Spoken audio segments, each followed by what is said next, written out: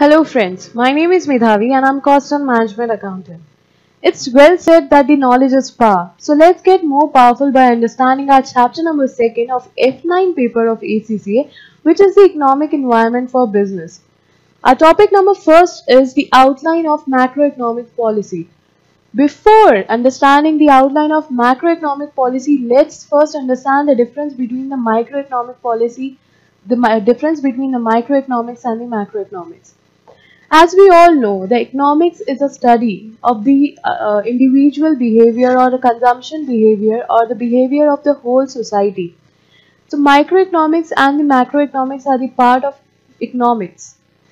So microeconomics, as the words say, it's micro. Micro means small.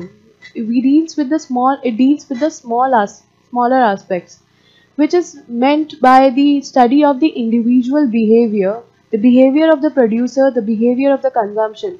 Whereas in the macroeconomics, as the word suggests, macro means large.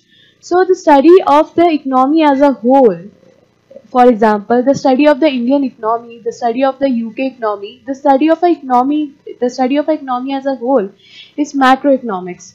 So in both the economics, the major agenda, the basic agenda is the distribution of the scarce resources. So how to distribute the scarce resources so as to get the maximum output. It's the basic agenda of the microeconomics and the macroeconomics. One thing we should understand is that the government intervention. The government intervention in the microeconomics is minute, whereas as compared to the macroeconomics, the government intervention in the macroeconomics is larger, as the macroeconomics deals with the study of the economy as a whole. So in this, the inflation would be covered, the unemployment would be covered, the growth would be covered. So naturally and obviously, the government intervention in this area, which is the macroeconomics, is more. Whereas in the microeconomics, we have to analyze the market, we have to allocate the limited and the scarce resources, so that the price of the good, the correct market of the prices, the correct price of the goods and the services can be stated. Okay, so second topic, which is the subtopic of the topic number 1, is economic policies and objectives. As I said earlier, that the government intervention in the macroeconomic policy is more. So we should first understand what is the principal objective of the macroeconomic policy. There are the various objectives which is stated in this slide also. So there are the various objectives of the macroeconomic policy. We will understand and discuss each objective one by one. First is full employment. By full employment, हम ये सोच रहे होंगे कि full employment of the labour, नहीं, यहाँ पर full employment of the labour के साथ साथ full employment of the resources होता है. Full employment of the resources का मतलब क्या हुआ, एंड रिसोर्सेज मतलब ह्यूमन रिसोर्सेज हो गया, जो नेचुरल रिसोर्सेज हमारे पास हो गए, वो सारी चीज़ें रिसोर्सेज होती हैं. तो गवर्नमेंट या मैक्रो इकोनॉमिक पॉलिसी का एजेंडा है कि फुल एम्प्लॉयमेंट हो. ये एजेंडा अगर प्रैक्टिकली देखा जाए तो कि पूरा नहीं हो पाएगा. Let's take an example. जैसे मान लीजिए कि लेबर वॉलंटरी अनएम्प्लॉयड भी होती है और इनवॉलंटरी अनएम्प्लॉयड भी होती है. वॉलंटरी अनएम्प्लॉयमेंट क्या होता है कि लेबर या जो एम्प्लॉई है वो खुद काम नहीं कर रहा, खुद की इच्छा से उसने काम छोड़ रखा है और वो घर पर बैठा हुआ है. Whereas इनवॉलंटरी अनएम्प्लॉयमेंट क्या होता है कि लेबर की इच्छा तो है, विलिंगनेस तो है वर्क करने का, उसके पास कैपेबिलिटी तो है वर्क करने की, पर उसको जॉब नहीं मिल रही है. वो होता है इनवॉलंटरी अनएम्प्लॉयमेंट. तो इकोनॉमी में एक सिचुएशन तो होगी जहाँ पर वॉलंटरी अनएम्प्लॉयमेंट होगा, तो उसको तो गवर्नमेंट चेंज नहीं कर सकती ना, क्योंकि उसमें तो उस पर्सन की इच्छा है या उसकी खुद की विलिंगनेस है कि उसको वर्क करना या नहीं करना. Whereas इनवॉलंटरी अनएम्प्लॉयमेंट में क्या होगा, उसकी विलिंगनेस और इच्छा तो होगी लेकिन उसको जॉब नहीं मिल पा रही होगी due to the various factors running in the economy. ठीक है, तो सबसे पहला एजेंडा हमारा है फुल एम्प्लॉयमेंट. गवर्नमेंट बहुत सारी पॉलिसीज और योजनाएं बना रही हैं जिससे क्या हो रहा है कि हमारा ये एजेंडा पूरा होने में पूरी मदद हो रही है. पर फिर भी अगर हम अभी हम हाल फिलहाल का ये एग्जांपल देख लें कि जेट एयरवेज का अभी जेट एयरवेज का अभी क्या हुआ है, लॉसेस में चल गई वो, तो उसने बोला कि हम अभी वर्क नहीं कर पाएंगे। तो जेट एयरवेज जो वर्क नहीं कर पा रही है वो अपने एम्प्लॉयज़ को मार्च से सैलरी नहीं पे कर पा रही, तो सैलरी क्या हो गए उसके लॉस को लॉस में आ गई वो कंपनी। इससे क्या हो गए जो एम्प्लॉयज़ थे उनको अपनी जॉब से निकाला गया या उनको अपनी जॉब छोड़नी पड़ गई। तो इससे क्या हो गया, एक शॉर्ट टाइम स्पैन के लिए अनएम्प्लॉयमेंट आया, ठीक है। उस अनएम्प्लॉयमेंट को अभी फ्यूचर में वो कभी ना कभी दूर हो ही जाएगा, क्योंकि एम्प्लॉय के पास कैपेबिलिटी तो है तो उसको जॉब तो मिल ही जाएगी, लेकिन वो शॉर्टर टाइम स्पैन के लिए अनएम्प्लॉयमेंट तो चल ही रहा है ना। तो फुल एम्प्लॉयमेंट का जो एजेंडा होता है वो लॉन्ग टाइम स्पैन के लिए तो हम अचीव कर सकते हैं, लेकिन शॉर्टर टाइम स्पैन के लिए हम अचीव नहीं कर पाएंगे, क्योंकि कोई अनकंडीशनल सिचुएशन आ जाती है या कुछ ऐसी सिचुएशन आ जाती है जिसमें अनएम्प्लॉयमेंट रहना पड़ ही जाता है, ठीक है। आते हैं प्राइस स्टेबिलिटी के ऊपर। प्राइस स्टेबिलिटी से हमारा ये मतलब जाता है, अगर हम इस शब्द को पढ़ते हैं तो इसका हमारा ये मतलब जाता है कि प्राइस स्टेबल है, प्राइस गुड्स की या सर्विसेज की स्टेबल है। पर अगर प्रैक्टिकली सोचा जाए तो इसका मतलब ये नहीं है। इन्फ्लेशन का इफेक्ट आना चाहिए प्राइसेस के ऊपर, लेकिन इतना नहीं आना चाहिए। एक एग्जांपल लेते हैं प्राइस स्टेबिलिटी का। मान लीजिए कि अगर 2018 में हमारी जो गुड्स की प्राइसेस चल रही हैं वो 20 रुपए चल रही हैं, इन्फ्लेशन आया 2019 में, उस गुड्स की प्राइसेस 22 हो गई। तो इतनी ये जो प्राइस हाइक हुई है हमारी वो बेरेबल है।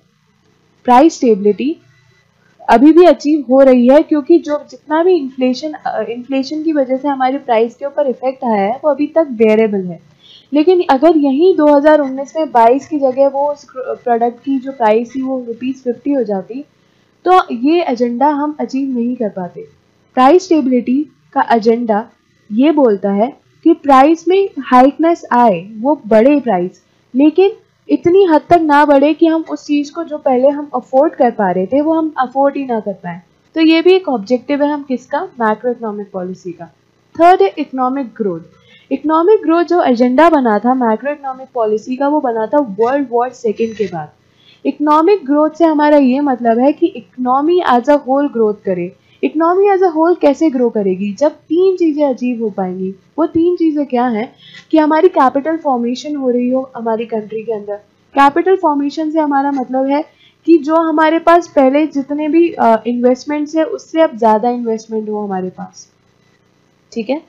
हमारी लेबर फोर्स एम्प्लॉयड हो रही हो, और थर्ड है कि हमारी टेक्नोलॉजी एडवांसमेंट हो रही हो।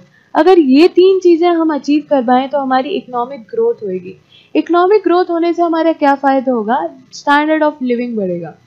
एक छोटा सा एग्जाम्पल लेते हैं। क्या हुआ था जब हमारे 80s और 90s का एरा चलता था, तो सबके पास कार्स नहीं होती थी, सब कार्स अफोर्ड नहीं कर पाते थे। लेकिन अगर हम 20s का एरा देख रहे हैं तो हमारे पास सबके पास कार्स हैं। 20s से मतलब है 21st सेंचुरी का एरा। 21st सेंचुरी का जो हम एरा देख रहे हैं उसमें हमारे पास ऑलमोस्ट सबके पास कार्स हैं। तो कार्स अब अफोर्डेबल बन चुकी हैं, जो कि पहले हम अफोर्ड नहीं कर पा रहे थे।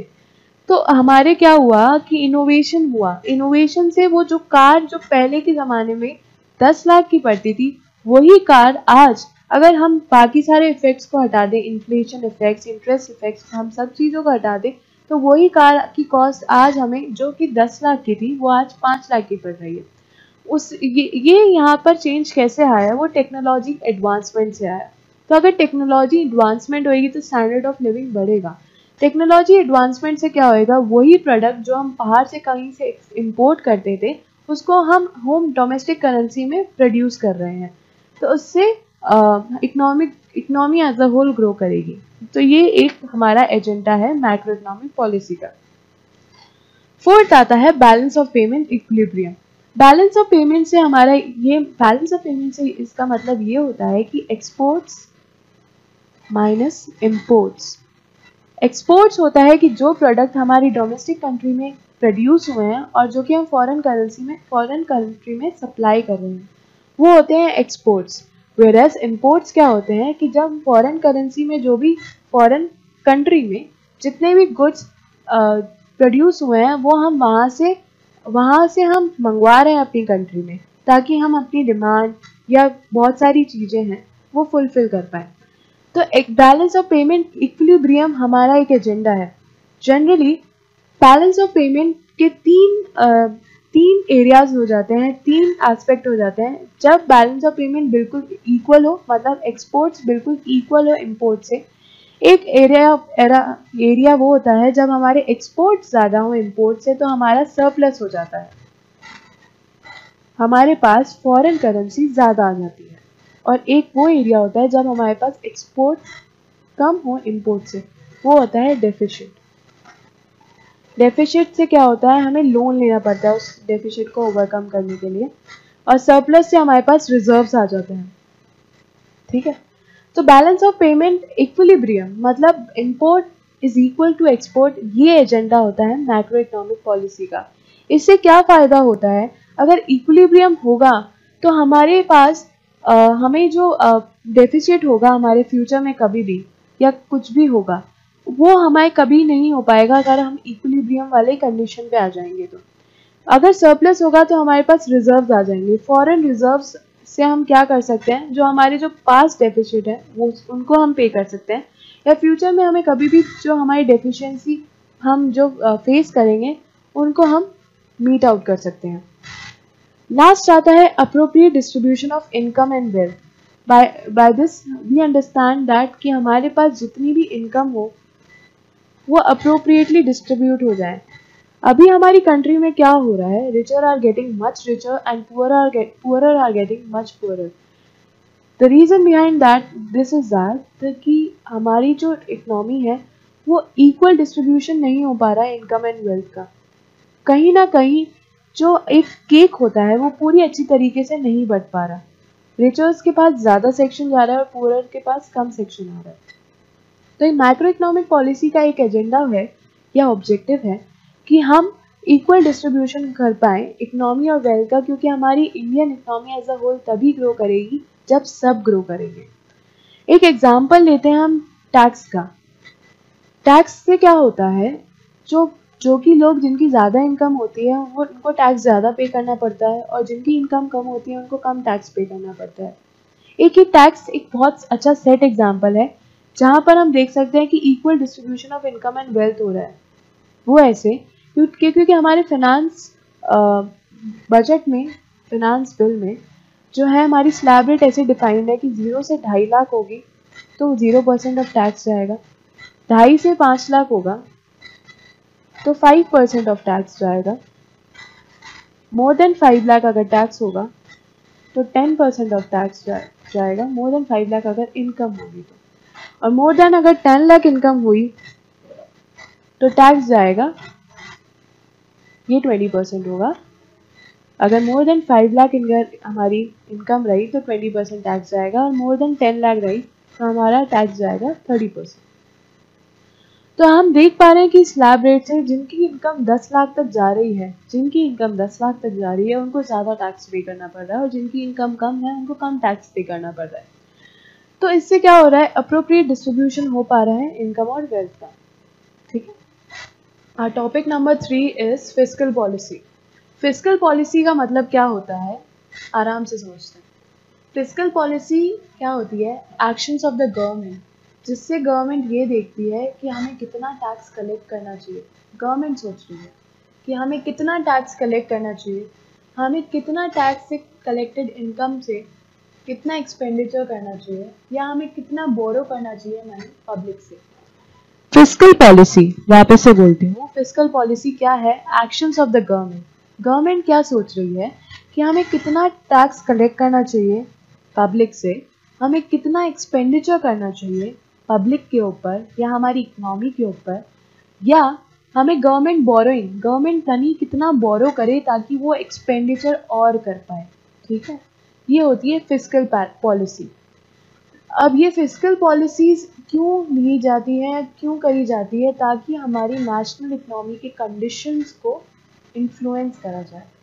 नेशनल इकोनॉमी क्या होता है, इकोनॉमी होता है हमारी प्रोडक्शन, हमारी कंजम्पशन, ये सारी चीज़ें जो भी होती हैं वो इकोनॉमी से होती हैं। तो गवर्नमेंट हमारे कंजम्पशन को या हमारे प्रोडक्शन को कैसे इन्फ्लुएंस कर सकती है, इसको हम समझते हैं एग्जाम्पल से।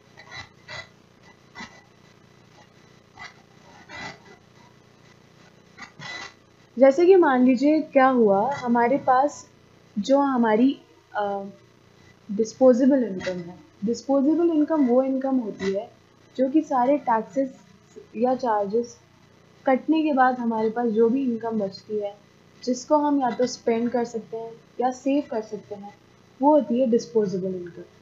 मान लीजिए कि हमारी डिस्पोजेबल इनकम आज के दिन में है 500 रुपये, ठीक है।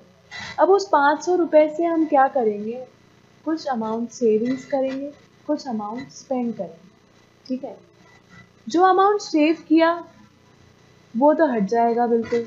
मान लीजिए हमने 300 रुपये सेव किए और 200 रुपये से हमने अपनी बेसिक नेसेसिटी या हम जो सेटिस्फैक्शन के लिए हमारी जो हम लग्जरीज के लिए आइटम्स जो हम खरीदना चाहते थे, उससे हमने वो खरीदे, ठीक है। अब मान लीजिए गवर्नमेंट ने क्या किया कि टैक्स का अमाउंट या टैक्स का रेट बढ़ा दिया, तो जो हमारी डिस्पोजेबल इनकम हुई वो 500 से घट के हमारे पास कितनी बची, 300।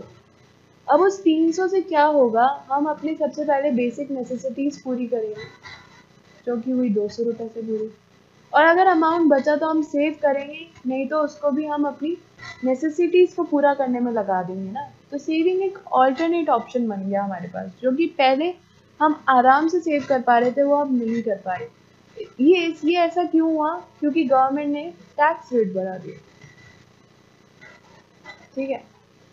तो आपको अब समझ में आया कि किस हिसाब से गवर्नमेंट इन्फ्लुएंस कर देती है पीपल के कंजम्पशन बिहेवियर को, प्रोडक्शन बिहेवियर। तो ये सारी चीज़ें हम फिस्कल पॉलिसीज में देखते हैं। Fiscal policy might intervene in the economy. Government might intervene in the economy by government spending, taxation and borrowing. Government spending को इंजेक्शन लिख रखा है। इंजेक्शन का मतलब होता है कि इकोनॉमी में पैसा इंजेक्ट करना, मतलब मनी का सप्लाई इकोनॉमी में बढ़ाना। गवर्नमेंट चाहे तो मनी का सप्लाई इकोनॉमी में बढ़ा सकती है, कम कर सकती है, या गवर्नमेंट चाहे उनको बोरोइंग उनको कुछ डेफिसिट आ गया, मान लीजिए कि डेफिसिट आ गया गवर्नमेंट से। डेफिसिट बहुत प्रकार के होते हैं। मान लीजिए कि ऐसी सिचुएशन आ गई हमारे पास कि हमारा जो बजट हमने जो सेट किया था, एक हमारा एग्जाम्पल आएगा, एक टॉपिक आएगा बजट, उसमें हम पूरा एक एग्जाम्पल अच्छे से डिस्कस करेंगे, जिससे आपको गवर्नमेंट की बोरोइंग का भी ये वाला टॉपिक भी वहीं आपको आराम से समझ में आ जाएगा। तो ये टॉपिक थोड़ा सा ड्यू है। आगे बढ़ते हैं। Types of fiscal policy. Fiscal policies can be divided into two parts. First is contractionary policy and second is explanatory policy. किसी भी चीज़ को समझने के लिए उसके मतलब को समझ लीजिए, आपको पूरा कॉन्सेप्ट समझ में आ जाएगा। कॉन्ट्रैक्शनरी पॉलिसीज का मतलब क्या होता है? कॉन्ट्रैक्शनरी शब्द का मतलब होता है किसी चीज़ को कर्व करना, whereas एक्सप्लेनेशनरी पॉलिसी या एक्सप्लेनेशनरी का मतलब होता है किसी चीज़ को एक्सपेंड करना। फिस्कल पॉलिसी हमने पढ़ा था कि गवर्नमेंट मनी की सप्लाई को कर्व कर रही है या एक्सपैंड कर रही है। पहले जो हमने एग्जांपल देखा था जहाँ पर हमारी डिस्पोजेबल इनकम कम हो गई थी, तब हमने देखा था कि गवर्नमेंट ने मनी के सप्लाई को कम कर दिया था टैक्सेस को बढ़ा के। तो गवर्नमेंट ने कौन सी पॉलिसी अपनाई? Contractionary policy. The contractional policy means where in the government limits or curb the money supply in the economy. क्या क्या एक्शन लेगी मनी सप्लाई को कम करने के लिए? गवर्नमेंट क्या करेगी? टैक्सेस को इंक्रीज कर देगी, या जो गवर्नमेंट एक्सपेंडिचर्स करती हैं, गवर्नमेंट की बहुत सारी योजनाएं चलती हैं जहाँ पे गवर्नमेंट एक्सपेंडिचर करती है, उन गवर्नमेंट एक्सपेंडिचर को वो डिक्रीज कर देगी। वो क्यों कर रही है ये सारी चीज़ें? ताकि वो इन्फ्लेशनरी प्रेशर से फाइट कर पाए। अगर मनी का सप्लाई, एक एग्जांपल लेते हैं, मनी का सप्लाई हमारी इकोनॉमी में बहुत ज़्यादा है, मतलब लोगों की डिस्पोजेबल इनकम अभी हाथ में बहुत ज़्यादा है, तो इससे क्या होता है? डिमांड बढ़ती है, प्रोडक्ट की डिमांड बढ़ती है। अगर प्रोडक्ट की डिमांड बढ़ी और सप्लाई उतनी नहीं बढ़ पाई, अगर प्रोडक्ट की डिमांड बढ़ी और सप्लाई उतनी नहीं बढ़ पाई, इसका मतलब क्या हुआ कि जो प्रोड्यूसर्स हैं वो प्रोड्यूस तो उतना ही करेंगे जितनी उनकी कैपेसिटी होगी प्रोड्यूस करने की, जितनी प्लांट एंड मशीनरी की कैपेसिटी होगी प्रोड्यूस करने की। तो इससे मतलब सप्लाई नहीं बढ़ पा रही, लेकिन डिमांड बढ़ती जा रही है। डिमांड के बढ़ने और सप्लाई के कम होने से प्राइस पर इफेक्ट आएगा। तो जो चीज़ पहले 100 रुपए की बिका करती थी अब वो अब इस सिचुएशन में 120 की हो जाएगी। ठीक है, तो प्रोडक्ट डियरर बनते जाएंगे। डियरर बनते जाएंगे का मतलब कंज्यूमर तो डिमांड करेगा कि मुझे वो गुड्स खरीदना है, क्योंकि उसके पास डिस्पोजेबल इनकम ज़्यादा है ना। तो अगर कंज्यूमर डिमांड करेगा कि उसको वो प्रोडक्ट खरीदना है, तो प्राइस हाइक पे हाइक होती जाएगी। प्राइस हाइक पे हाइक होती जाएगी। इसका मतलब जो चीज़ 100 रुपए की वर्थ की थी वो 120, 130, 140 बनती जाएगी।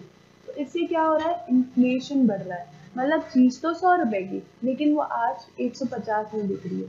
तो 50 रुपए का जो गैप आया, वो गैप क्यों आया, क्योंकि सप्लाई कम थी और डिमांड ज़्यादा थी। तो ये इसका पूरा इफेक्ट इन्फ्लेशन पे पड़ा। तो इन्फ्लेशनरी प्रेशर्स आ गए। अब गवर्नमेंट क्या करेगी, यहाँ पर आके गवर्नमेंट क्या करेगी, लोगों की जो डिस्पोजेबल इनकम जो उनके पास ज़्यादा है उनको वो कम कर देगी। कम कैसे करेगी, टैक्सेस के रेट को बढ़ा देगी, या गवर्नमेंट जो भी सब्सिडीज प्रोवाइड कर रही है, वो ग्रांट प्रोवाइड कर रही है जो इकोनॉमी में पब्लिक को, वो कम कर देगी। ठीक है, तो ये होती है कॉन्ट्रैक्शनरी पॉलिसी। इसका टोटली अपोजिट होता है एक्सप्लोरेटरी पॉलिसी, जहाँ पे गवर्नमेंट मनी का सप्लाई इकोनॉमी में बढ़ा रही है। मनी का सप्लाई इकोनॉमी में बढ़ा के क्या होगा, वो है ना वो एक बजटरी टूल सेट कर रही है, ताकि जो इन्फ्लेशन अभी लो चल रहा है या बिल्कुल मॉडरेट चल रहा है उसको वो हाइक पर ला पाए।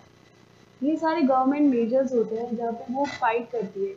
जनरली हाई इन्फ्लेशन के अगेंस्ट ही गवर्नमेंट फाइट करती है, उसको लो करती है। लो इन्फ्लेशन को कभी भी हाई नहीं करती है। ठीक है, अब एक्सप्लेनेशनरी पॉलिसी के लिए क्या होगा, वही जो रूल हमने कॉन्ट्रैक्शनरी पॉलिसी में लिया था उसका अपोजिट करेंगे। मतलब हम टैक्स के रेट को कट कर देंगे या गवर्नमेंट ग्रांट ज़्यादा प्रोवाइड कर देगी। ठीक है, आगे बढ़ते टॉपिक आता है बजट। बजट के साथ हमने अभी अभी आपको वादा किया था कि गवर्नमेंट बोरोइंग का एक बहुत अच्छा एग्जाम्पल आपको सेट करके दी, ताकि आपको वो दोनों टॉपिक क्लियर हो जाए। ठीक है, सबसे पहले तो हम समझेंगे कि बजट होता क्या है। बजट एक क्या होता है, हर सालाना गवर्नमेंट एस्टिमेट करती है कि उनकी इनकम कितनी होगी, टैक्सेशन या वेरियस उनके जो प्रोजेक्ट चल रहे हैं उनके थ्रू गवर्नमेंट को इनकम कितनी होगी।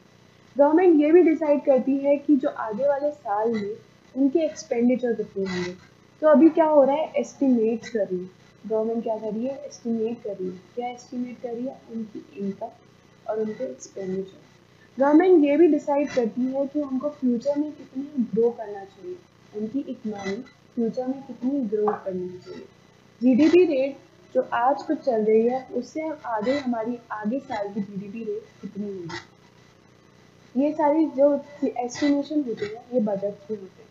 तो बजट क्या होता है, एक एस्टिमेटेड फिगर होता है जो हम आज खड़े होकर सोच रहे हैं कि हम एक साल बाद वो सेट टारगेट्स हम अचीव करते हैं कि एक साल बाद हम यहाँ से ग्रो करके वहाँ तक पहुँचेंगे, वो होता है बजट। तो बजट में क्या होता है, एक सेट फॉर्मेट होता है, सॉरी बजट एक फॉर्मेट नहीं होता है। एक बजट एक क्या होता है, हमारे तरीके से मान लीजिए एक प्लानिंग होती है पूरे ईयर की। एक बेस ईयर तो पूरे ईयर की होती है प्लानिंग, और उसमें हम डिसाइड करते हैं कि हमारी इनकम कितनी होगी, हमारे एक्सपेंडिचर कितने होंगे, हमें किस प्रोजेक्ट में इन्वेस्ट करना चाहिए, हमें कैसे ग्रो करना चाहिए। ये सारी चीज़ें हम बजट में देखते हैं। बजट हम हर साल नहीं देखते हैं कि फाइनेंस मिनिस्टर पार्लियामेंट में बजट इंट्रोड्यूस करता है, तो उस बजट में वो क्या करता है, वो आगे वाले साल के पूरे खर्चे को, उनकी योजनाओं को, उनकी जीडीपी रेट ग्रोथ एस्टिमेशन को, उनकी इनकम एस्टिमेशन को वो बताता है। तो वो होता है बजट। बजट 3 कैटेगरी में डिवाइड कर सकते हैं, balance budget, deficit budget and surplus budget. Balance budget वो बजट हुआ जहाँ पे हमारी इनकम एग्जैक्टली इक्वल है एक्सपेंडिचर से। इनकम गवर्नमेंट को बहुत तरीके से होती है। सबसे बेस तरीके से तो टैक्सेशन से होती है और उनके बहुत सारे प्रोजेक्ट्स चलते हैं इससे भी होती है। तो हमारी जब इनकम एग्जैक्टली इक्वल होगी एक्सपेंडिचर से तो वो होता है बैलेंस बजट। डेफिसिट बजट वो होता है जहाँ पे हमारे एक्सपेंडिचर ज़्यादा हो जाता है लेकिन हमारी इनकम कम हो जाती है, तो वो होता है डेफिसिट बजट। यूके की इकोनॉमी में जब कभी भी डेफिसिट बजट होता है तो गवर्नमेंट क्या करती है, बोरोइंग करती है।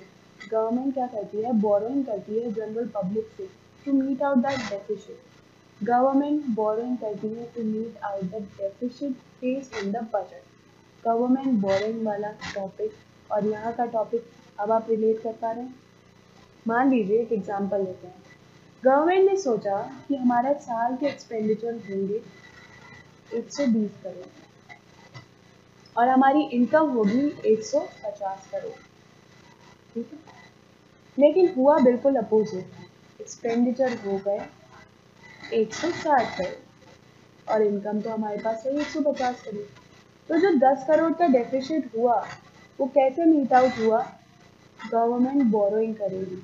गवर्नमेंट कहाँ से बोरो कर सकती है, गवर्नमेंट अपनी इकोनॉमी से भी बोरो कर सकती है मतलब विद इन द कंट्री, और गवर्नमेंट आउटसाइड कंट्री मतलब फॉरेन कंट्री से भी बोरोइंग कर सकती है, ठीक है। तो डेफिसिट को मीट करने के लिए ही गवर्नमेंट बोरोइंग करती है। उसके साइड में मैंने लिख रखा था लीकेज।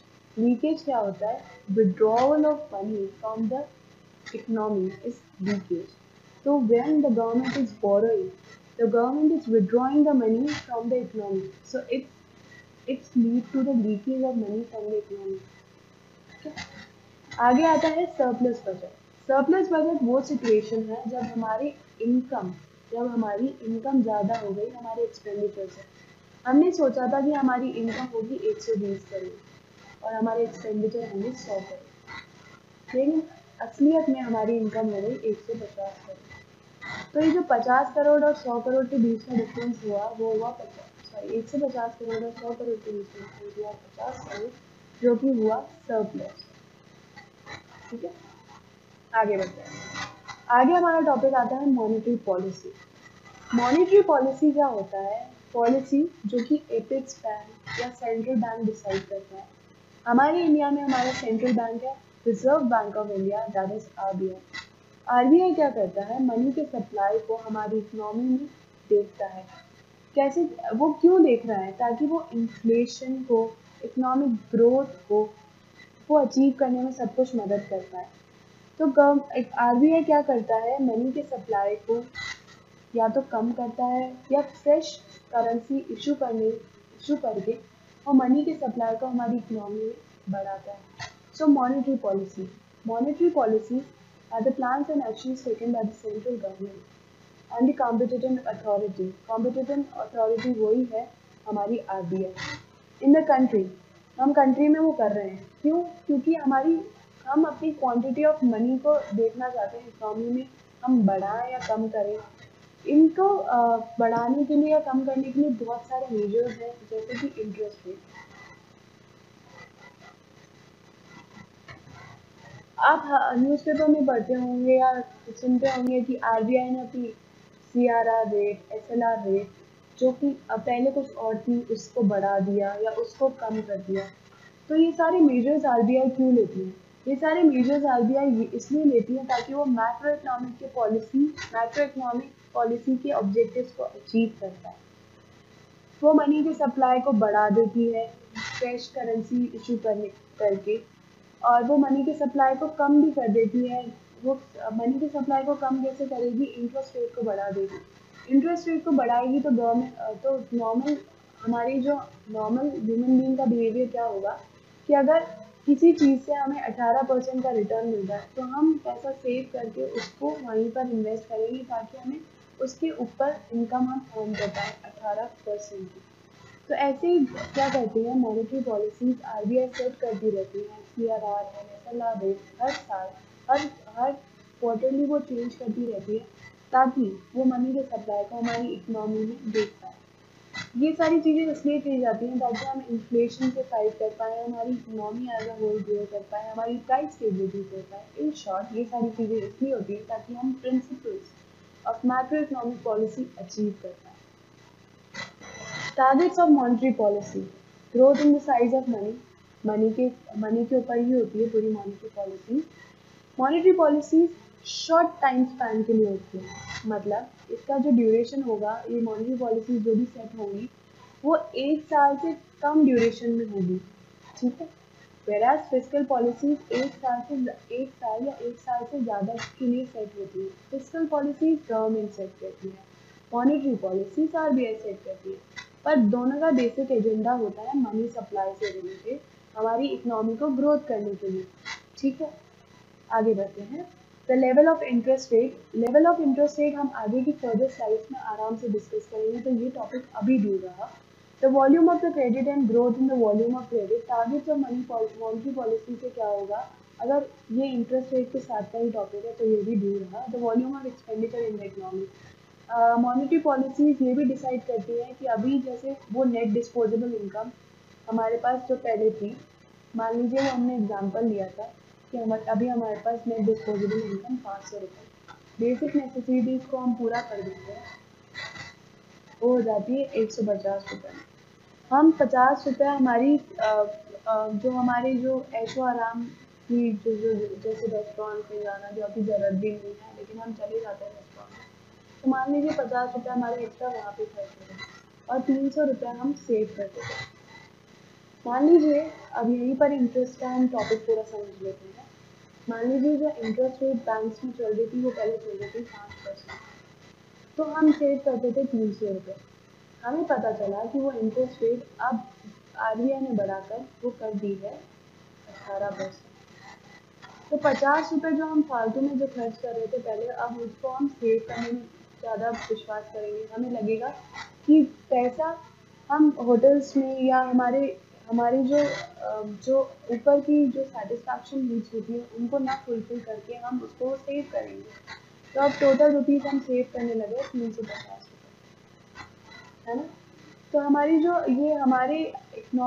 जो बिहेवियर में चेंज आया इंटरेस्ट रेट के हाइक से, तो हमारे जो एक्सपेंडिचर है वो कंट्रोल हो गए।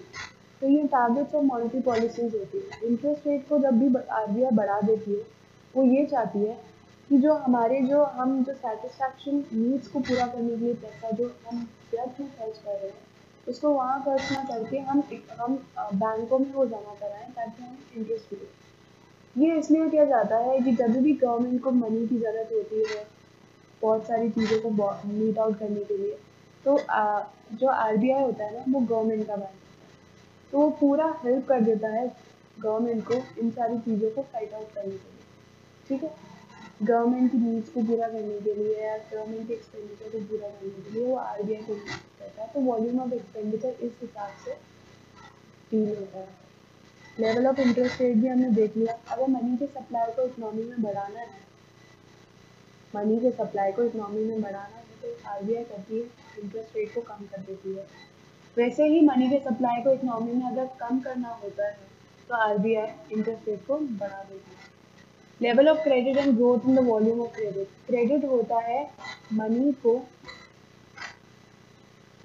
बिजनेसमैन को या किसी ज़रूरतमंद को लोन पे देना, ठीक है। इसका शॉर्ट जाता है लोन के मतलब। तो आरबीआई ने बहुत सारी वेरियस सेक्टर्स डिसाइड कर रखे हैं कि एग्रीकल्चर सेक्टर को प्राइमरी सेक्टर को कितना लोन जाना चाहिए, सेकेंडरी सेक्टर को कितना लोन जाना चाहिए, टर्शरी सेक्टर को कितना लोन जाना चाहिए। तो वॉल्यूम ऑफ द क्रेडिट है, ये सारा कितना लोन कहाँ कहाँ अलोकेट होना चाहिए, ये सारी पॉलिसीज, ये सब कुछ मॉनेटरी पॉलिसीज में आती है और वो कौन डिसाइड करता है, आरबीआई डिसाइड करता है, ठीक है। आगे आता है इंटरेस्ट रेट इफेक्ट। इसको हमने अभी एक एग्जांपल से समझा था। इंटरेस्ट रेट इफेक्ट का क्या होता है, डायरेक्ट रिलेशनशिप होता है हमारे एक्सपेंडिचर से। अभी हमने देखा था कि 500 रुपये का जो हम 50 रुपये हमारे सेटिस्फैक्शन नीड को पूरा करने के लिए कर रहे थे, जो हम स्पेंड कर रहे थे उसको हम अब सेव कर रहे हैं क्योंकि इंटरेस्ट रेट हाइक हो चुका है। तो अगर इंटरेस्ट रेट हाई हो जाता है तो क्या होता है, लेवल ऑफ इन्वेस्टमेंट कम हो जाता है और कंजम्पशन ज़्यादा हो जाता है। अगर इंटरेस्ट रेट हाई हो जाता है तो लेवल ऑफ इन्वेस्टमेंट ज़्यादा हो जाता है और हमारे कंजम्पशन कम हो जाता है। हमने एग्जाम्पल में देखा था कि हमारे जो 50 रुपीज़ जो हम एक्स्ट्रा खर्च कर रहे थे वो अब हम खर्च ना करके उसको कहाँ इन्वेस्ट कर रहे थे, है ना। तो जो बिजनेसमैन होते हैं ना वो हाई इंटरेस्ट रेट से ज़्यादा खर्च होते हैं, क्योंकि उनको क्या होता है कभी भी एक्सपेंड करना होता है अपना बिजनेस, तो वो तब मनी उठाना ज़्यादा पसंद करेंगे बैंक से या लोन तब लेना पसंद करेंगे बैंक से जब वो इंटरेस्ट रेट कम हो। जब भी इंटरेस्ट रेट हाई हो जाती है तो सेविंग्स जो नॉर्मल ह्यूमन बीइंग्स होते हैं वो सेविंग्स प्रेफर करते हैं, और जो बिजनेसमैन होता है वो वो लोन लेना प्रेफर नहीं करते, ठीक है। ऐसे ही अगर इंटरेस्ट रेट कम होती है तो हमारी जो नेट डिस्पोजेबल इनकम होती है वो हमारे पास ज़्यादा आ जाएगी। मतलब जब 5% इंटरेस्ट चल रही थी तब हम 50 रुपीज़ को खर्च कर रहे थे, ठीक है। लेकिन अगर 18% हमारी इंटरेस्ट रेट चल रही है तो उसी 50 रुपीज़ को हम सेव कर रहे हैं। तो नेट डिस्पोजेबल इनकम हमारे पास ज़्यादा हो जाती है जब अगर इंटरेस्ट रेट कम होती है। अगर नेट डिस्पोजेबल हमारे पास ज़्यादा होती है तो रुपये की वैल्यू डिग्रेड हो जाती है। रुपये की वैल्यू डिग्रेड कैसे हो गई? क्योंकि डिमांड बढ़ जाएगी, डिमांड बढ़ेगी तो इन्फ्लेशन पे इफेक्ट आएगा। ये भी एग्जाम्पल हमने डिस्कस कर लिया, ठीक। आगे बढ़ते हैं। फोर्थ टॉपिक आता है एक्सचेंज रेट। एक्सचेंज रेट होता है कि एक करेंसी जो होम करेंसी चल रही है, जैसे मान लीजिए रुपी को हम एक्सचेंज डॉलर के बदले में कितना एक्सचेंज कर पाएंगे। एक नॉर्मल एग्जांपल है, $1 इज इक्वल्स टू मान लीजिए 70 रुपीज़ चल रहा है, तो मतलब 70 रुपये दे के हम $1 खरीद पा रहे हैं, ठीक है। This is exchange rate. $70 के बदले एक्सचेंज कर रहे हैं हम, $70 एक्सचेंज कर रहे हैं $1 लेने के लिए, which is exchange rate. Exchange rate between the two currencies is primarily determined by the demand and supply in the market. क्या होता है, जो एक्सपोर्टर्स और इम्पोर्टर्स होते हैं वही डिमांड एंड सप्लाई को बताते हैं हमारी इकोनॉमी में, फॉरेन एक्सचेंज मार्केट में। जो इम्पोर्टर्स होते हैं उनको पे करना होता है फॉरेन करेंसीज में, है ना, तो उनका होता है डिमांड फॉरेन करेंसीज का, वेयर एज जो एक्सपोर्टर्स होते हैं उनको फॉरेन करेंसी मिलती है, ठीक है। अगर एक्सपोर्ट हम करते हैं गुड्स किसी भी फॉरेन कंट्री में तो वहाँ से हमारे पास पैसा आता है, तो उनको फॉरेन करेंसी मिलती है। अगर फॉरेन करेंसी मिलती है तो वो क्या है, सप्लाई है फॉरेन करेंसी के, क्योंकि इंडिया में तो रुपीज़ चल रहे हैं ना, इंडिया में तो वो डॉलर से कुछ खरीद नहीं पाएंगे, तो वो क्या करते हैं, बैंक्स के पास जाते हैं, बैंक्स को सप्लाई करते हैं डॉलर, वेयर एज इम्पोर्टर क्या करते हैं, बैंक से खरीदते हैं डॉलर ताकि वो फॉरेन के जितने भी प्रोड्यूसर्स हैं उनको वो मनी पे करता है, क्योंकि उन्होंने गुड्स लिया है उनसे, खरीदा है उनसे, ठीक है। Exchange rate can be bifurcated into two part, fix exchange rate and floating exchange rate. Fix exchange rate में क्या होता है, दो कंट्रीज आपस में एक्सचेंज रेट फिक्स कर देती है। जैसे मान लीजिए कि €1 इज इक्वल्स टू $20, ये फिक्स हो चुका है कि €1 इज इक्वल्स टू $20। अब दोनों कंट्रीज या मान लीजिए जर्मनी में क्या हुआ, इन्फ्लेशन आ गया। इन्फ्लेशन आ गया तो इससे क्या होगा, जो वर्ड थी पहले डॉलर की, सॉरी जो वर्ड थी पहले रुपी की, वो अब डिग्रेड हो जाएगी, है ना। वो वर्ड थी जो पहले यूरो की, वो अब डिग्रेड हो जाएगी। तो मतलब €1 जो पहले $20 में आता था वो €1 अब किसी और अमाउंट में आएगा, क्योंकि इन्फ्लेशन आ गया है ना कंट्री में। तो इन्फ्लेशन से क्या हुआ, जो रियल वैल्यू होगी मनी की वो कम हो जाएगी। इसका एक एग्जांपल लेते हैं हम होम करेंसी में। मान लीजिए एक हाइपोथेटिकल एग्जांपल है, $1 इज इक्वल्स टू ₹80। हमारे इंडिया और यूएसए के बीच में एक टाइप हो गया और हमने बोला कि चाहे कुछ भी हो, $1 ₹80 का लेते हैं, है ना। अब मान लीजिए क्या हुआ कि है ना, इन्फ्लेशन आ गया हमारी कंट्री में। इन्फ्लेशन से क्या होता है, प्राइसेस पर इफेक्ट करता है। वही अगर फिक्स एक्सचेंज रेट नहीं होती तो $1 का कितने का बिकता, $1 बिकता 90 रुपये। तो जो रियल वैल्यू थी मनी की वो तो हो गई डिग्रेड, हमारी वैल्यू मनी की डेप्रिशिएट हो गई, डेप्रिशिएट क्यों हुई? क्योंकि पहले हम 80 रुपये देते थे $1 को खरीदने में, हम उसी डॉलर को खरीदने में अब हमें 90 रुपये देना पड़ेगा। लेकिन हमने यहाँ पे फिक्स कर रखा है कि $1 80 रुपये का होगा। तो डिमांड एंड सप्लाई चाहे कुछ भी चले मार्केट में, डॉलर तो 80 रुपये का ही बिकेगा।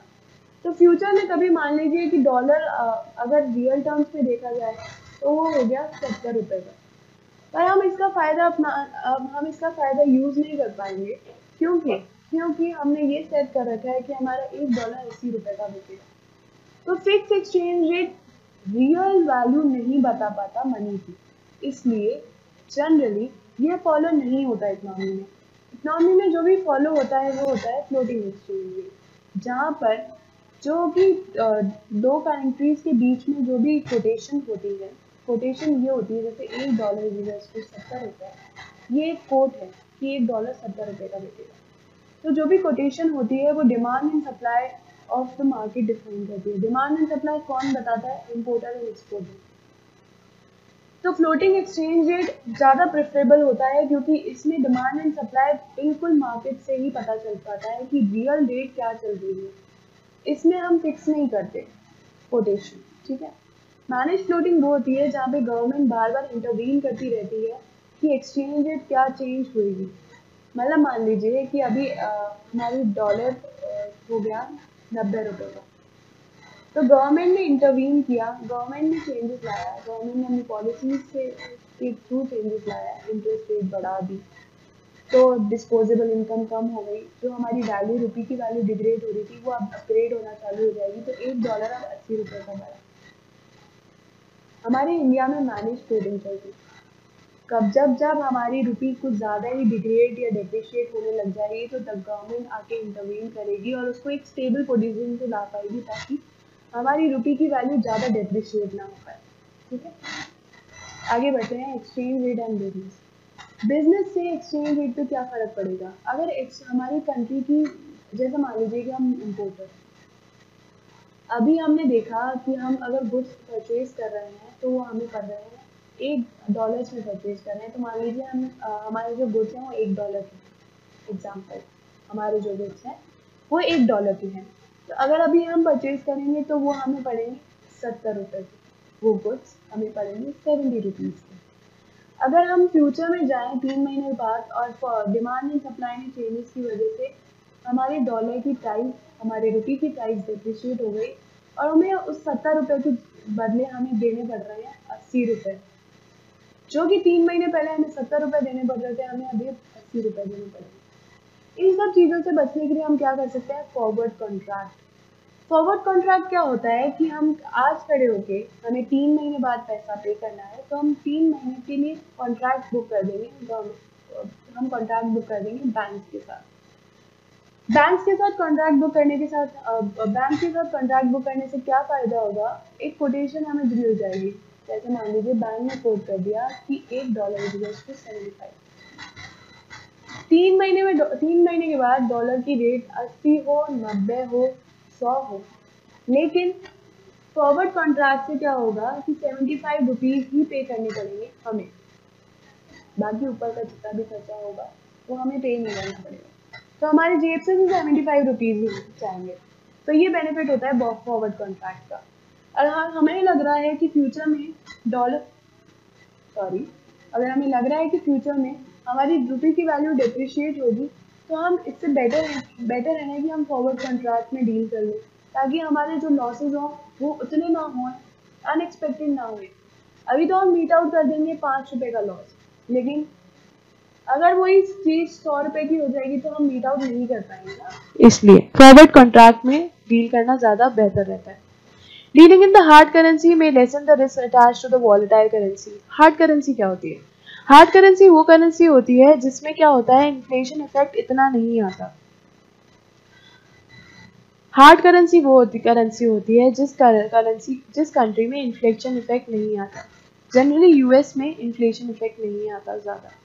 तो अगर हम कॉन्ट्रैक्ट्स कर रहे हैं या इंपोर्ट एक्सपोर्ट कुछ भी कर रहे हैं, एक्सचेंज कॉन्ट्रैक्ट जो भी कर रहे हैं वो हार्ड करेंसी में करेंगे तो हमारे लिए फ़ायदेमंद होगा, क्योंकि इन्फ्लेशन इफेक्ट्स इतना नहीं आ पा रहा, तो रुपये की वैल्यू डेप्रिशिएट इतनी नहीं हो पा रही।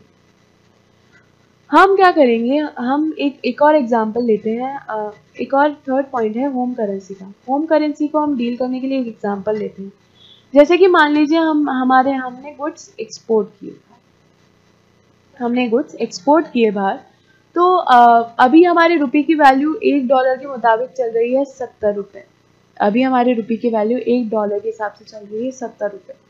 फ्यूचर में कुछ सिचुएशन ऐसी आ गई, हमारी कंट्री की ग्रोथ ज़्यादा अच्छी हो गई, या कंट्री में ऐसी सिचुएशन आ गई कि $1 65 रुपीज़ का हो गया, हमें तो लॉस हो गया ना, क्योंकि हम एक्सपोर्टर हैं, हमें तो 5 रुपीज़ का लॉस हो गया।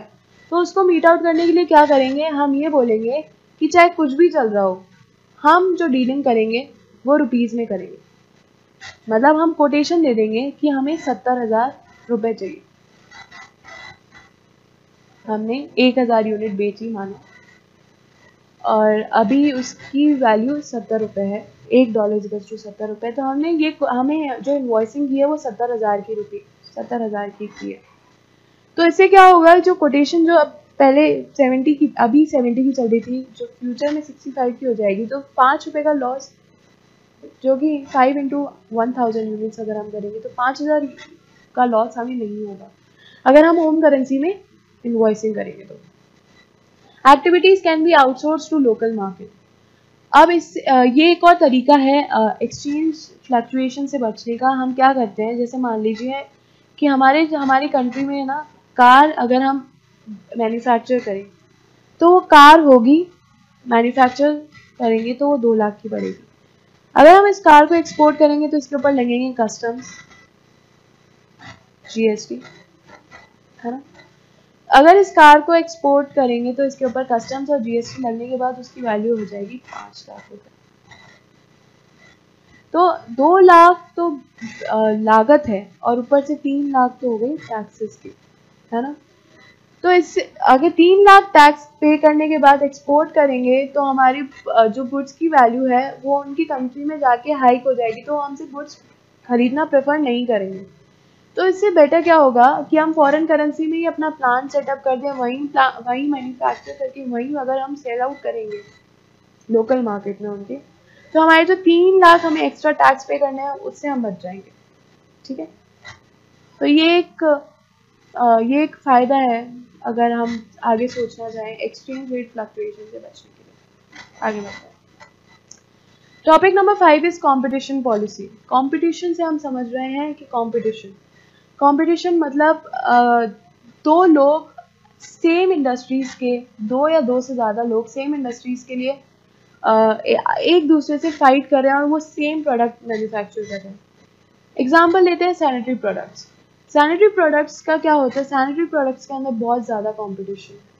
वो कंपटीशन क्यों है, क्योंकि उनके जो प्रोड्यूसर्स होते हैं, उनके जो रिटेलर्स होते हैं, वो बहुत ज़्यादा पाए जाते हैं हमारी इंडियन इकोनॉमी में। तो वो कभी भी है ना, जो भी देखा जाएगा ना, वो प्राइस सेम ही रेंज में सेट करेंगे। एक और एग्जांपल लेते हैं टीवी का, लैपटॉप्स का। ये सारे, इनमें क्या होता है कि अगर हम सैमसंग का लैपटॉप प्रेफर ना करें और अगर हम डेल का लैपटॉप प्रेफर करेंगे, तो जो भी प्राइस अगर डिस्क्रिमिनेशन होगा दोनों के बीच में, सैमसंग और डेल के बीच में, वो प्राइस डिस्क्रिमिनेशन इतना माइन्यूट होगा, ज़्यादा नहीं होगा। तो कंपटीशन से क्या हो रहा है कि वो प्राइस ज़्यादा से ज़्यादा लोग चार्ज, वो प्रोड्यूसर्स, वो मैन्युफैक्चरर्स, वो ज़्यादा से ज़्यादा प्राइस चार्ज नहीं कर रहे। तो कंपटीशन पॉलिसी यही कहती है, कंपटीशन पॉलिसीज इसलिए लाई गई है ताकि हम कंपटीशन प्रमोट कर पाए। कंपटीशन प्रमोट करने से क्या होगा, मार्केट बेटर वर्क करेगा और एफिशिएंसी इंप्रूव होएगी। अब डेल का जो लैपटॉप है वो ज़्यादा बिकेगा, वो ज़्यादा इसलिए बिकेगा क्योंकि वो ज़्यादा एफिशिएंट है, वो ज़्यादा वारंटी प्रोवाइड कर रहा होगा, उसके अंदर ज़्यादा अच्छे सॉफ्टवेयर होंगे एज कम्पेयर टू सैमसंग, तभी तो डेल ज़्यादा बिकेगा ना, है ना। तो इसलिए दोनों के बीच में कंपटीशन है, तभी वो डेल इनोवेशन की तरफ ज़्यादा बढ़ेगा ताकि वो अपने प्रोडक्ट को डिस्क्रिमिनेट कर पाए। सैमसंग के हैं तो दोनों लैपटॉप, लेकिन वो अपने प्रोडक्ट को डिस्क्रिमिनेट कैसे करेगा, वो इसलिए ऐसे डिस्क्रिमिनेट करेगा ताकि वो नए के नए इनोवेशंस, नई टेक्नोलॉजी, नए ऐप्स अपने लैपटॉप में डालेगा ताकि लोग सैमसंग को प्रेफर ना करके डेल को प्रेफर करें। ठीक है, तो दोनों के बीच में कंपटीशन है, तभी तो इनोवेशन हो पा रहा है ना आराम से, और बहुत अच्छा मार्केट वर्क कर पा रहा है। कंपटीशन पॉलिसी का एक एजेंडा होता है प्राइस डिस्क्रिमिनेशन। जनरली क्या होता है, अगर सेम मार्केट हो, वो इंडस्ट्री हो, जैसे वॉशिंग मशीन्स हो गया, लैपटॉप्स हो गए, कंप्यूटर्स हो गए, तो इनमें क्या होता है कि अगर जनरली प्राइस वो सेम रेंज में ही सेट होता है। वो अगर एक लैपटॉप 30,000 का बिकेगा सैमसंग का, तो वो 30,000 का ही बिकेगा डेल का। लेकिन डेल क्या करेगा, डिस्टिंग्विशिंग फीचर्स लाके वो प्राइस ज़्यादा चार्ज कर सकता है। वो प्राइस ज़्यादा क्यों चार्ज करेगा, क्योंकि इतनी उसकी टेक्नोलॉजी सुपीरियर हो सकती है, या ब्रांड का भी फर्क पड़ता है। सैनिटरी प्रोडक्ट्स में देखा जाए तो जगुआर के जो टैप्स होते हैं, या जो भी उसके जो इक्विपमेंट्स होते हैं, वो ज़्यादा महंगे होते हैं as compare to the local. अगर हम सैनिटरी प्रोडक्ट्स देखें, तो वो जैगवार क्यों ज़्यादा चार्ज कर रहा है, क्योंकि उसकी ब्रांड का पैसा है। ठीक है, जैगवार एक ब्रांड है, तो अगर वो चाहें तो प्राइस चार्ज हाई कर सकते हैं, लेकिन उनको कुछ अलग हटके करना पड़ेगा हाई चार्ज करने के लिए। ठीक है। मोनोपोली, मोनोपोली वो होती है जब एक प्रोड्यूसर होता है और कंज्यूमर्स बहुत सारे होते हैं, तब होती है मोनोपोली। मोनो मीन्स वन, पोली, ठीक है, अगर मार्केट में सिर्फ एक प्रोड्यूसर होगा और बहुत सारे कंज्यूमर्स होंगे तो मोनोपोली होता है। मोनोपोली के एडवांटेजेस क्या होते हैं, economies of scales. Economies of scales में क्या होता है, प्रोडक्शन पूरी क्वांटिटी में होता है, आउटपुट पूरा होता है। प्रोडक्शन कैपेसिटी जितनी होती है उतना ही प्रोड्यूस होता है मार्केट में माल, गुड्स। तो उससे क्या होता है, हमारे जो कॉस्ट होती है प्रोडक्ट की वो कम आती है। कॉस्ट अगर प्रोडक्ट की कम आएगी तो हमारी प्रॉफिट बढ़ेगा। जैसे हम किसी चीज़ का 100 रुपया चार्ज कर रहे हैं और कॉस्ट आ रही है हमारी 20 रुपये, तो 80 रुपये है ना, वो प्रॉफिट बढ़ेगा। वो इकोनॉमीज ऑफ स्केल से अचीव हो सकता है जब हम मैक्सिमम प्रोडक्शन कैपेसिटी तक हम प्रोड्यूस करें। मैक्सिमाइज आवर आउटपुट, हमने अभी देखा कि हमारा प्रॉफिट, मैक्सिमाइज इज प्रॉफिट, हमने अभी देखा कि हमारा प्रॉफिट कैसे बढ़ा। डिसएडवांटेज क्या होगा मोनोपोली का, कि प्राइस डिस्क्रिमिनेशन होगा। मोनोपोली अगर एक ही प्रोड्यूसर है तो वो अलग अलग इंसान से अलग अलग प्राइसेस चार्ज कर सकते हैं। अगर उसको लगेगा कि सामने वाला ज़्यादा पैसे वाला है तो हम उससे ज़्यादा चार्ज करेंगे, हमें लगेगा कि सामने वाला कम पैसे वाला है, या हम अपने वो सामने वाले के बिहेवियर से हम पैसा चार्ज करेंगे। तो डिसएडवांटेज ये होगा कि सिंगल प्राइस सेट नहीं हो पाएगी मोनोपोली में। इंसेंटिव टू इनोवेट, अगर मोनोपोली होगा तो एक ही प्रोड्यूसर है तो कंपटीशन नहीं है। अगर कंपटीशन नहीं है तो इनोवेशन नहीं होगा तो कहीं ना कहीं इकोनॉमी वहीं स्टैंड स्टिल हो जाएगी, है ना। तो मोनोपोली की ये। So our next topic is deregulation. Deregulation का मतलब क्या होता है कि जब गवर्नमेंट अपना है ना इंडस्ट्री से रेगुलेशन या जितना भी पार्ट उनका ओन किया होता है ना वो हटाती है, तभी ये वर्ड ऐसा बना है डीरेगुलेशन। डी को अलग कीजिए और रेगुलेशन को अलग कीजिए। ठीक है। तो regulation means rules and frameworks. जब गवर्नमेंट इंडस्ट्री से अपना स्टेक हटा देती है तब उसे डीरेगुलेशन कहा जाता है। डीरेगुलेशन क्यों किया जाता है? डीरेगुलेशन इसलिए किया जाता है ताकि हम कंपटीशन को बढ़ा पाए मार्केट के अंदर, इकोनॉमी के अंदर। कंपटीशन बढ़ने से ही हमारे इकोनॉमी में ही फायदा है, क्योंकि इनोवेशन आएगा, नई नई प्राइसेस आएंगी जो कि लो नए नए प्रोडक्ट्स आएंगे जो कि लो प्राइसेस में अपन सेल आउट कर पाएंगे। So deregulation gives birth to privatisation. What is privatisation? जो जो स्टेक जो कि इंडस्ट्रीज जो पहले की है ना स्टेट ओन हुआ करती थी, उनमें अब प्राइवेट सेक्टर्स आके उनको है ना रन करेंगे। इसका एक बहुत अच्छा एग्जांपल है टेलीकॉम सेक्टर। टेलीकॉम सेक्टर में क्या होता था पहले के ज़माने में, सिर्फ गवर्नमेंट के ही कंपनीज फॉलो रूल करती थी सिर्फ टेलीकॉम सेक्टर को, और वो ही देखती थी टेलीकॉम सेक्टर्स में। पर अब क्या हुआ कि जैसे ही प्राइवेटाइजेशन हुआ तो रिलायंस जैसी, वीडियोकॉन जैसी, ये जो प्राइवेट कंपनीज हैं वो भी आ गई टेलीकॉम सेक्टर में। और उससे क्या हुआ कि जो रेट्स थे, कॉलिंग रेट्स और जो जो कि नेट पैक के रेट्स थे, वो पहले के मुताबिक अब कम हो गए। तो डीरेगुलेशन से कंपटीशन बढ़ता है और हमारी इकोनॉमी को फायदा होता है। Next topic is government assistance. Government assistance का मतलब होता है कि जब गवर्नमेंट हमें कुछ ना कुछ या तो असिस्ट कर रही है हमें, या कुछ ना कुछ हमें बेनिफिट दे रही है ताकि हम अच्छे से अपनी इकोनॉमी को रन कर पाए। हम कौन है? हम है इंडस्ट्रीज, हम हैं वो कंपनीज, हम वो हैं, ठीक है। तो गवर्नमेंट कैसे कैसे सपोर्ट प्रोवाइड करती है वो हम आराम से देखते हैं। गवर्नमेंट क्या करती है? हमें एक्सपर्ट्स एडवाइस प्रोवाइड करती है और इन्फॉर्मेशन प्रोवाइड करती है। एग्जाम्पल कैसे हुआ असिस्टेंट का? गवर्नमेंट असिस्टेंट प्रोवाइड करेगी तो क्या होगा? हमारी इंडस्ट्री बूस्ट अप होगी। इसका एक एग्जाम्पल लेते हैं। जैसे क्या हुआ कि हमारी इकोनॉमी को अच्छे से रन करने के लिए एक प्रोडक्ट की ज़रूरत है। उस प्रोडक्ट को मैन्युफैक्चर करने के लिए हमें क्या करना होगा? हमें एक मशीनरी चाहिए होगी, लेकिन मशीनरी हमारे इंडिया में नहीं मिलेगी, हमें फॉरेन कंट्री से वो मशीनरी इंपोर्ट करनी पड़ेगी। वो मशीनरी है 1000 करोड़ की, वो मशीनरी है 1000 करोड़ की। अब क्या हुआ कि गवर्नमेंट को लगा कि 1000 करोड़ तो प्रोड्यूसर बेयर नहीं कर पाएगा, तो गवर्नमेंट ने सब्सिडी दी और उस मशीनरी को जो 1000 करोड़ की थी उसको अब 700 करोड़ का बना दिया हमारे लिए। तो 300 करोड़ गवर्नमेंट ने बेयर किए। तो उससे क्या होगा? उससे एंटरप्राइज बूस्ट अप करेगी, उनको मन करेगा ना काम करने का, क्योंकि उनकी उनकी जो नीड्स है, उनके जो पैसे जितने पहले लगने वाले थे उनसे कम लगेंगे। इन शॉर्ट इकोनॉमी को ही फायदा होगा इससे। तो गवर्नमेंट असिस्टेंस क्यों प्रोवाइड करती है? ताकि हमारी एंटरप्राइज बूस्ट अप करे। टू एनकरेज इनोवेशन, इनोवेशन से ही नई नई चीजें हमारे इंडस्ट्रीज में आती है और नई नई चीजें हमारे इंडस्ट्रीज में डेवलप होती है। अभी हमको हाल फिलहाल ये भी पता होगा कि एक इंक्यूबेटर स्कीम चल रखी है गवर्नमेंट के द्वारा। इंक्यूबेटर स्कीम में क्या हुआ कि है ना, जो जो नए नए स्टार्टअप कंपनीज हैं जो कि नए नए इनोवेशन बेस पे चलना चाहती है, तो उनको गवर्नमेंट बहुत असिस्टेंस प्रोवाइड कर रही है, उनके रिसर्च एंड डेवलपमेंट में बहुत ज़्यादा सहायता कर रही है, उनको एक स्पेस प्रोवाइड कर रही है ताकि वो पर्टिकुलरली रिसर्च एंड डेवलप कर पाए। तो गवर्नमेंट इस प्रकार से असिस्ट करती है हमें, ठीक है। To revive the flagging industries, इसका एक बहुत अच्छा एग्जांपल है I L N F S.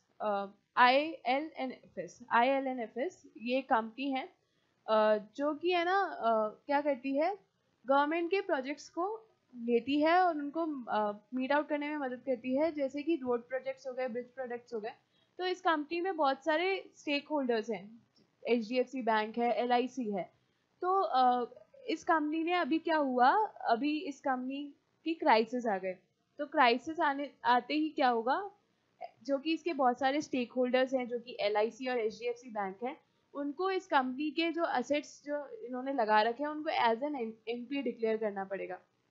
NPA declare करते ही जो इस कंपनी के क्राइसिस होंगे ना, वो ओवरऑल इकोनॉमी के क्राइसिस माने जाएंगे अगर वो NPA डिक्लेयर हो गया तो, ठीक है।